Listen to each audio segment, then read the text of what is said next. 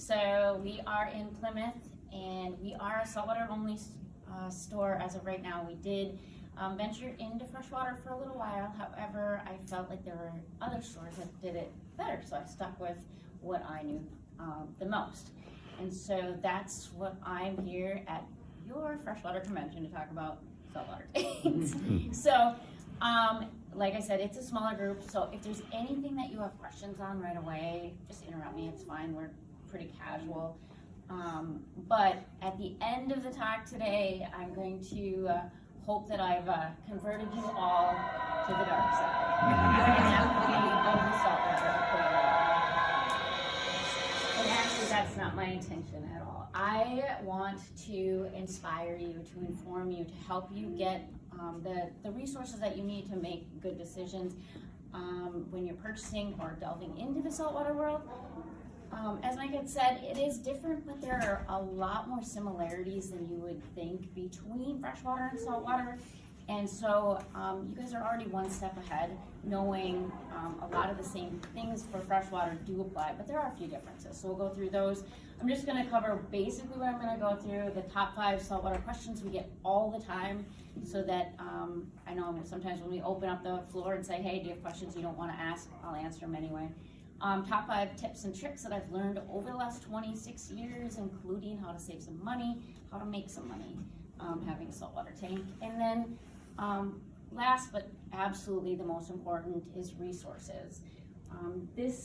Having an expo like this, having a community like this, I envy that as in the saltwater industry, because we're getting there, but we don't have the community that you guys have. I had my very first tank with my dad. I remember at like 5 or 6 years old going down, we lived up north, going down to the natural spring and collecting and getting water for our water changes. It's something that you see here. You'll see grandparents, parents, kids all coming to the same expo, and I'm hoping someday we'll be there in the saltwater world. We're a little ways away, but starting here, just knowing where to go for resources if you're interested in saltwater, then you have them at your fingertips instead of just doing the blanket, searching saltwater tanks online, getting this many different ideas and answers, and they're all different and they're conflicting. I want you to be successful because it is a very wonderful hobby. So with that, I'm going to start with question number one asked question for saltwater aquariums, and that's generally speaking, are saltwater tanks harder to keep than freshwater? And speaking from somebody that's been doing it for 26 years, obviously I want to say no. They are different though, but there are a lot of similarities when you are starting a saltwater tank. And that's where I always talk to my the newcomers, or even the staff or my hobbyists in general, is that magic box of water, because that's all we're really keeping, is just a box of water. So no matter what we put in our box of water, it needs the same parameters if it's a 1 gallon box of water or the entire ocean. So knowing what the parameters, yeah, they're a little bit different for saltwater, but you still need to know your pH, your temperature, your nitrate, nitrite. And then also, saltwater has the same nitrogen cycle as the freshwater community does too. How we get there and how we achieve it and how we maintain balance is a little bit different. And that's where we see a little bit, or a key to success is having the right equipment or the right tools for the job, which are a little bit different than freshwater. So there's only a few of them.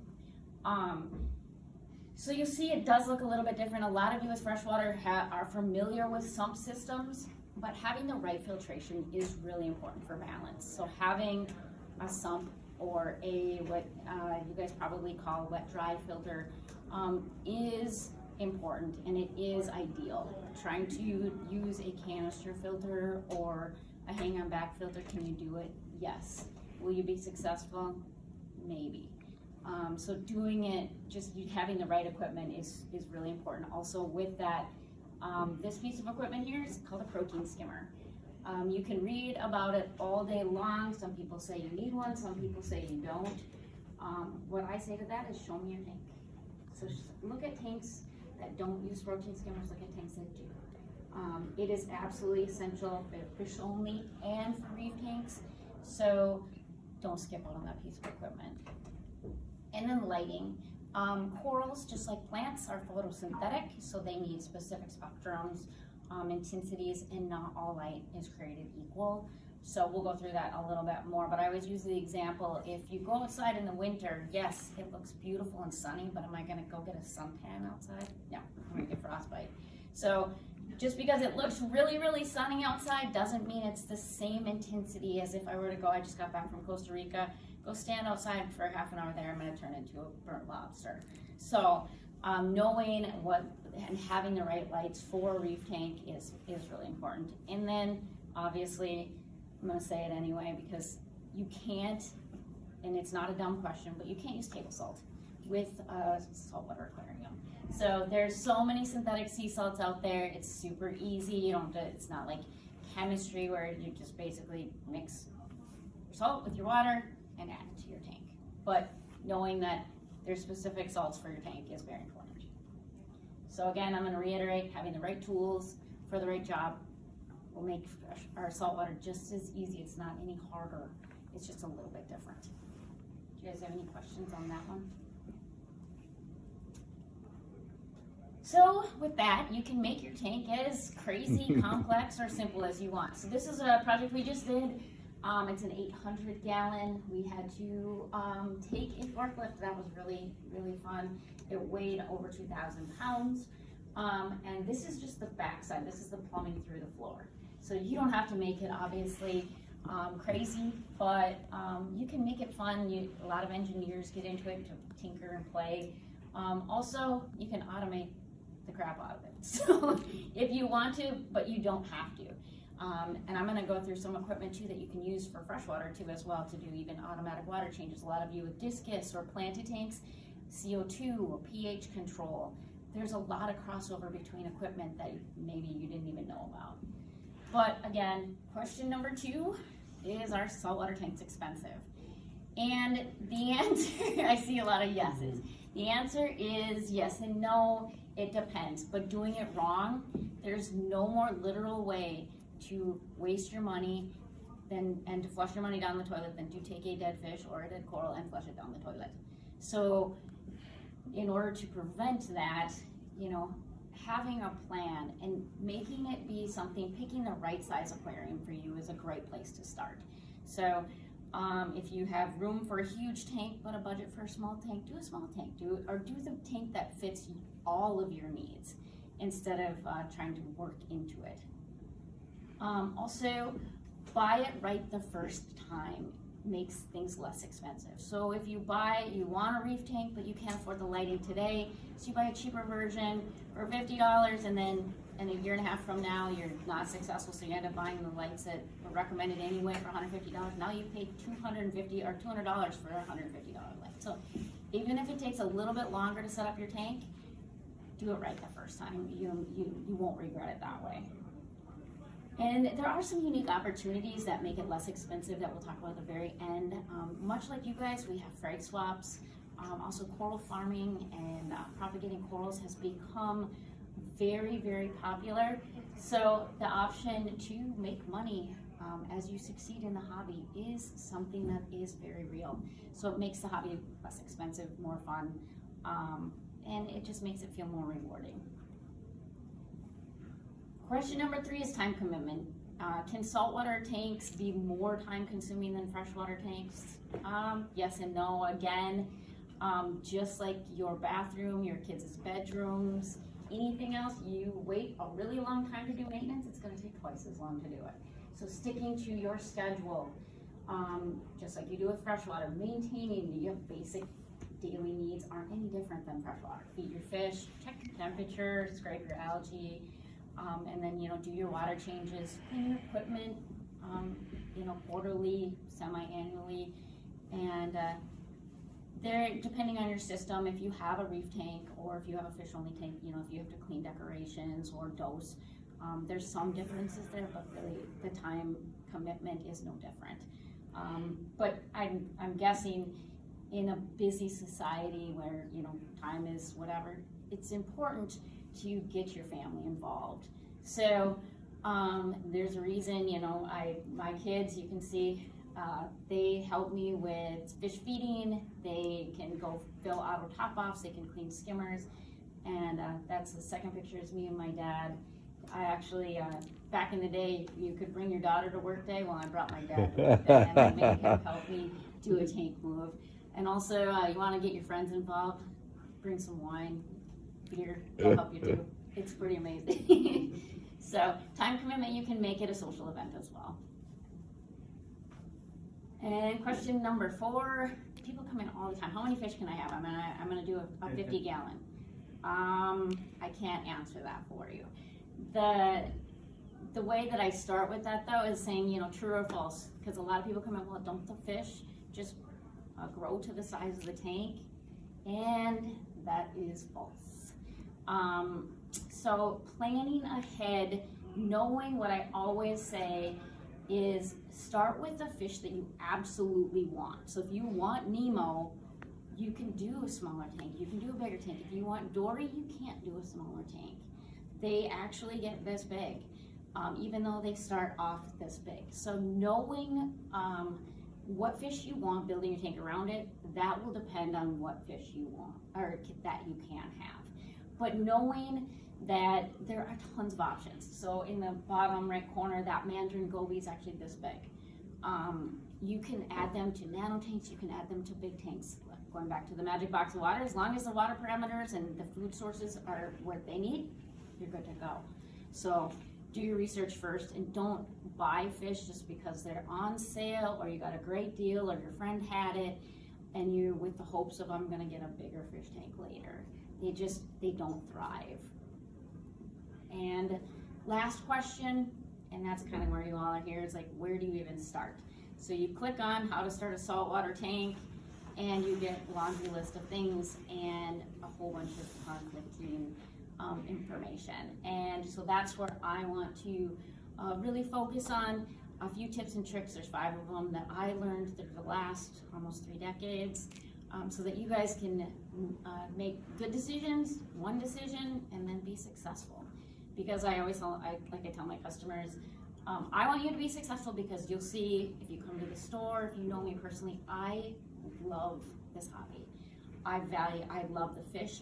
I've devoted a majority of my life to this hobby. I dive, and that's how I learn.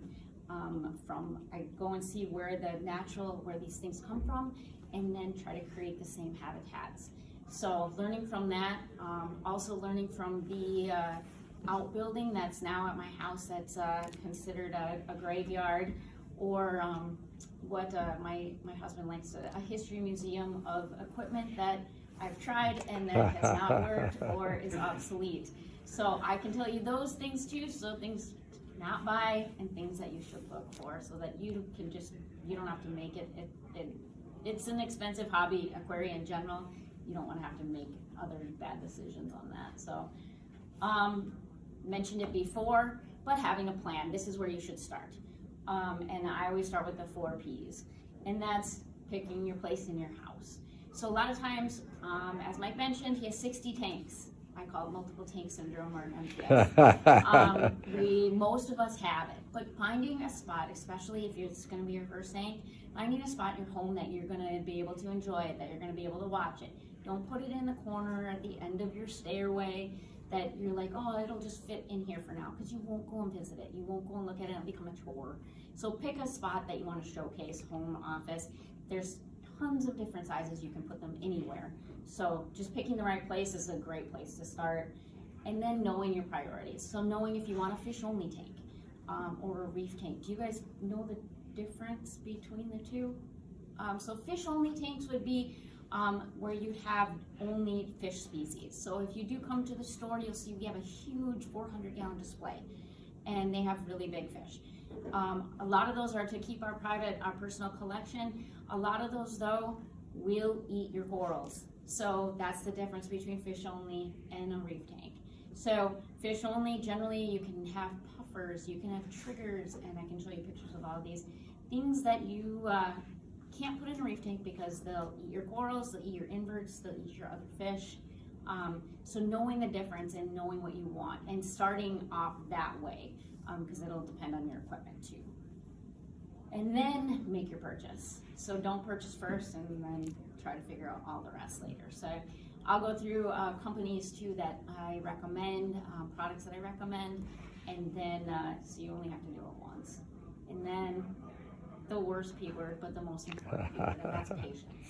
And I tell everybody, and Scott's putting his head down, there's nothing fast that happens in reefing or aquarium in general except for death. So knowing and having some patience, it is actually fun to watch these things grow, especially in the reefing world. You see these corals that start off this way, this big, this teeny little frag, and then, taking pictures a year later and you see these beautiful colonies. But having the patience, it will lead to success. And also knowing that this is exponential. So this may take 2 months to get to this, but then in 2 months it's this, and then this. So knowing that and having a plan is so important. And tip number 2, probably one of the more important, is not all equipment is created equal. I talked about lighting. There are so many different options, so many different companies. If you're going to do a reef tank, I always say the 2 most important things for a reef tank: water quality and lighting. So stability and lighting, those 2 things don't skimp on. You just won't be successful. If those things don't fit in your budget, do a fish only tank. It'll still be awesome. But some of the trusted brands that I have picked over the years, based on customer service, based on reliability, based on price point, and I'll have these available for you guys too, but things that you should look are companies that really have been tried and true: Ecotech Marine for lighting, Reef Octopus for pumps, protein skimmers, sumps, Neptune systems, which I want to talk to you guys about. Those are for, which you'll hear in the saltwater community, Apex or controllers. You can also use them for freshwater. There's amazing, we use them for a lot of our planted aquariums to control anywhere in the world at any time. Your CO2, checking your pH, you can turn things on and off. You can even freak out, house sitters and turn your lights flashing and feed your fish randomly. So Neptune Systems is great for that. CJ, I believe in the freshwater community is a wonderful brand too. If you guys are probably familiar with some of their pumps. Red Sea for aquariums and water boxes for aquariums for saltwater, and Hanna Instruments for testing. Hanna is actually really an interesting company. They do like lab stuff. They do like stuff for breweries. They do stuff for kind of everything. Soil and yeah. Exactly, soil. They're a really, I just did, and I'll talk to you about it a little bit later, but I was one of the personalities for BRS TV, so I did a lot of their product reviews and a lot of their videos. So they're a really interesting company, but really important in the freshwater and saltwater community for testing. And they're handheld and they're digital, so we take out the human error of it and it's easy. Because one thing you'll learn across all fields, if it's hard to do, you won't do it eventually. And then why buy $50 test if you're not going to use it? And way to do reefing on a budget. And I think that's one of the important takeaways that you can, I grew up with a dog named Budget, and that's actually true. His name was Budget. I would call him Buddy because I was super embarrassed, because who wants to tell everyone, like, why is your dad calling Budget? I'm like, I don't know. It's just what it is. But I'm all about, if you ever come to New Wave, you'll see all of our stuff is price matched. It's map priced, meaning that the manufacturer sets the price. So if you buy it from us, from Amazon, and maybe that doesn't matter to you guys, but it's always mattered to us. I want you to be able to feel comfortable to come in, get the knowledge, get everything, and not have to pay anything extra than if you were to buy it on Amazon or buy it from anywhere else. But there are things that you can look for that are used, that you can, to get your feet wet in the saltwater hobby. And there are a couple things that I really want you to take away that you absolutely, I recommend do not buy them used. So we'll start with the things you can buy used. Drilled aquariums. If you have 60 aquariums, you've probably bought a used one before. Just checking the silicone. Does everybody know what a drilled aquarium is? Just really briefly, it has holes in it so that the water can, for gravity feeding, pump in, pump out.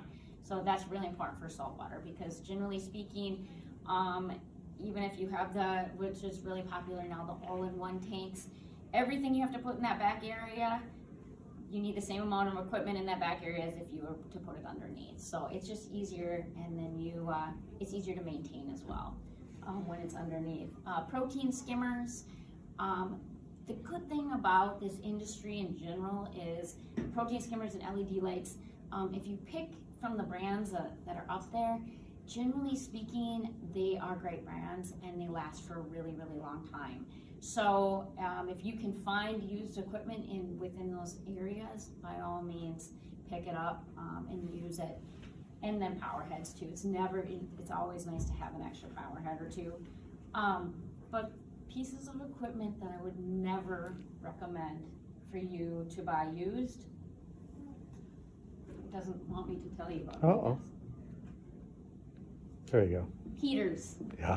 Number one fail point of any aquarium, in my opinion. Don't buy a used heater. They're not even that expensive. So if you buy a used setup and they have a heater, I'd always recommend replacing it or having a backup just in case. Also return pumps, especially older ones, because your return pump never seems to fail at a convenient time.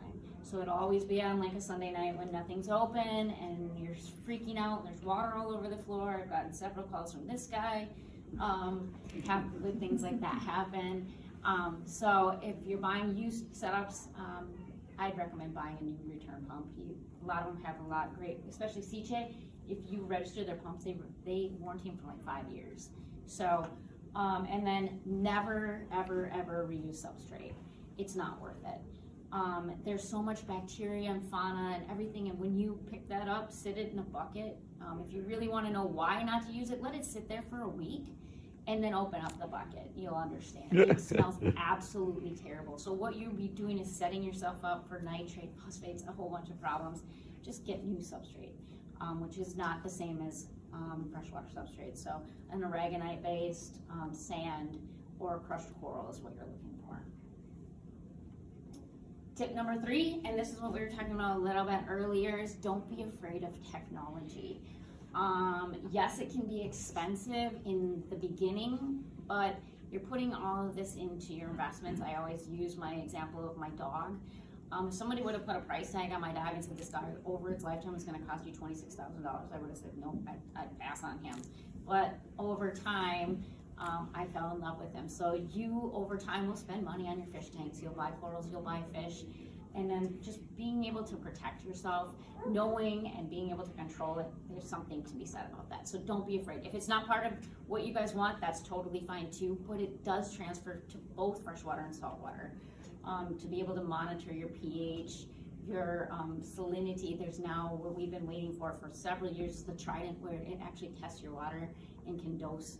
So, I mean, we're all busy, and that's kind of the point here. So, I mean, we're all busy taking the human error out and making it more of just an enjoyable, like, I'm just going to sit down and relax instead of having to test those. There's all those options. And you can get as crazy as water change stations and even automatic water changes, which I know for a lot of discus people, they really like that feature. So you don't even have to lift a bucket.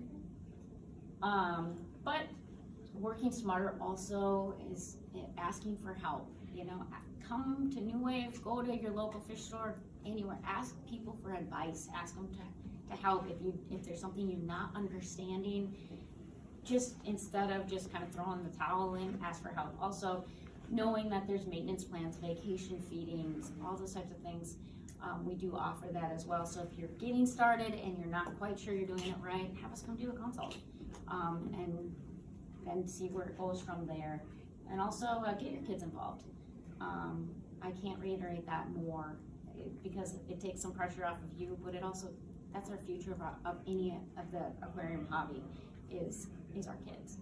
So get them involved. Plus, I know if you guys have kids, technology is a big fun thing. So getting an Apex system and having them play with it on their phones and be able to do things and program things, that generally gets them involved and keeps them interactive. This one is a little bit different for freshwater versus saltwater, and yes, that is a huge worm that's in my hand. So buying healthy fish and corals, there are some tips definitely and tricks to that. We are taking fish, generally speaking. You can buy fish, I know, same as Freshwater, online from local stores and other hobbyists, but knowing where they're coming from is a huge deal to protect the fish that you have now, your tanks that you have now, but then also the fish that you're bringing in, to making sure that you're not starting off with a fish that's not eating, a fish that's not sustainable. So we have to talk about the importance of quarantining, which isn't fun, but it goes back to the patience thing. And that's avoiding frustration and being able to quarantine your fish. I started a quarantine series that I'll have available online that you guys can watch too if you're interested in. And that's just how to set up a quarantine tank, why you do it. But ultimately, it saves you time and money introducing a sick fish or fish that's stressed into your system, and then trying to catch it out, or trying to then treat your tank. Go back first and quarantine it, and then add it when it's healthy, when it's ready, when you're eating. We just got, and I'm super excited about this, but the ability now we're by no means even close to where the freshwater community is for aquaculturing, but we at New Wave just got baby regals, which is a big deal for us because we've been waiting for 3 years. New Wave, we're the only ones right now in the country that got them from Mr. Su in Indonesia, which I personally went over there, met with him to get these. So if it's possible to purchase fish that are captive raised, generally speaking, they're healthier, more sustainable, and it just leads to greater success. If you were to purchase a regal, wild-caught regal, I hear so many people, I've had 5 of them. It's like, oh gosh, why didn't you stop at 2? I've had 5 of them, I'm not successful. It's like, no, then there are certain species, and we are really honest. I know that a lot of other stores too will be honest with the ability, the sustainability of certain species in your tank. Some fish just are not meant to be taken out of the ocean and put in. Some of actually the most beautiful fish and inverts. You'll see these beautiful nudibranchs and other things that, yeah, and they're only like $10. You put them in your tank and they live for like 5 days. So knowing the fish that you're getting, knowing that they don't just eat sponges or corals, knowing that they're going to be able to live in your tank and thrive, that's huge. And also captive raised fish right now, because we haven't mastered it 100%, they're a little bit more expensive, but in the long run, supporting that is just, it is going to be our future. And tip number 5, and that is supporting your addiction. So in our industry, as with your industry or anything, there's a propagation. You guys have plant sales, you guys have other where you can grow things, cut them. So the more successful you are at your reef tank, the more money you can make by fragging things.